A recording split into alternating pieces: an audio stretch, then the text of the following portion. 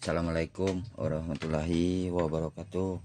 Jumpa lagi bersama Yudi Elektronik.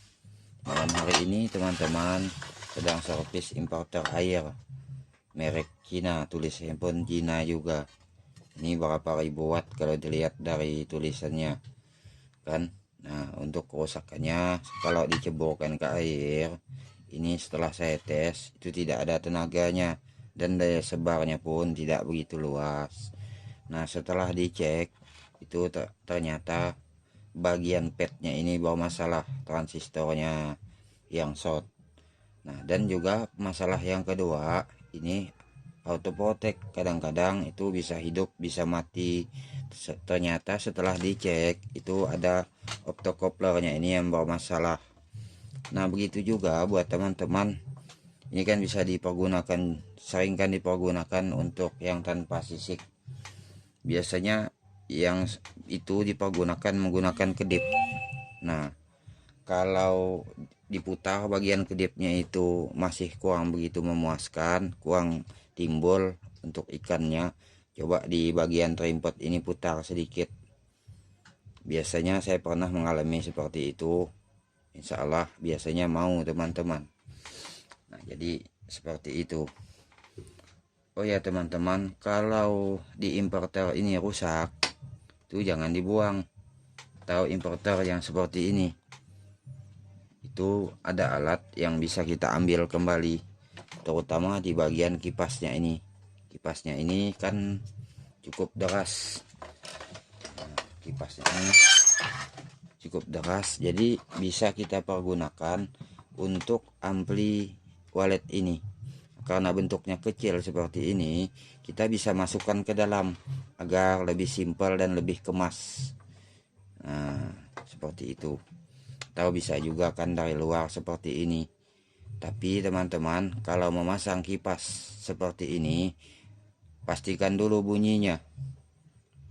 Nah, kalau teman-teman memasang kipas ini, pasang juga tweeter satu. Dengarkan apakah setelah terpasang kipas di tweeter itu suaranya ikut berdengung, mengiringi suara kipas tadi.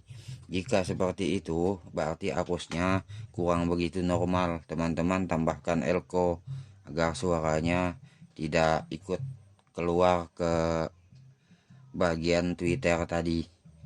Nah, tapi teman-teman, dari apa yang saya jelaskan ini memang cukup masuk di di akal, artinya di logika, tapi tidak semuanya teman-teman. Ini ada sekali lagi yang harus teman pastikan, tidak semua yang saya jelaskan ini cocok. Contoh, ini kalau teman-teman setelah memasang apa yang saya jelaskan ini DRBW, terus ampli ini berada di dalam lantai bawah, artinya untuk ruang mesinnya itu di dalam satu ruangan. Nah, itu biasanya berpengaruh teman-teman, karena karena kipas ini bunyinya terlalu nyaring, akhirnya menghambat perkembangan lantai bawah. Itu teman-teman pernah saya alami, ada 3 buah RBW. Nah, setelah saya jauhkan mesinnya itu di luar bangunan, alhamdulillah teman-teman ada yang menginap di dekat ruang mesin tadi. Nah, jadi salah satu penyebabnya, pengaruhnya yaitu di bagian yang ini tadi.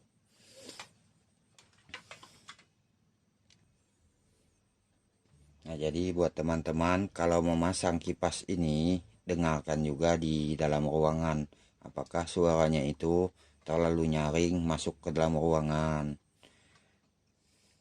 Terus teman-teman, kalau ampli Pyro seperti ini, kalau dalam ruangan juga pastikan itu semua pintu ditutup agar terlihat gelap.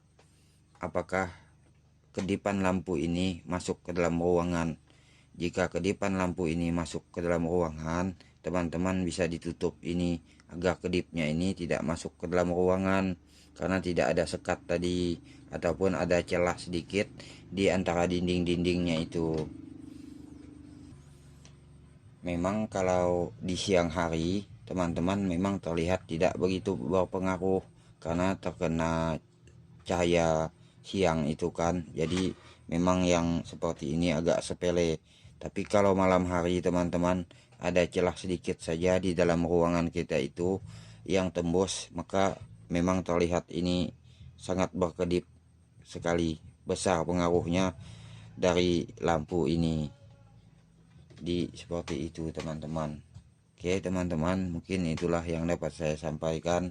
Wassalamualaikum warahmatullahi wabarakatuh.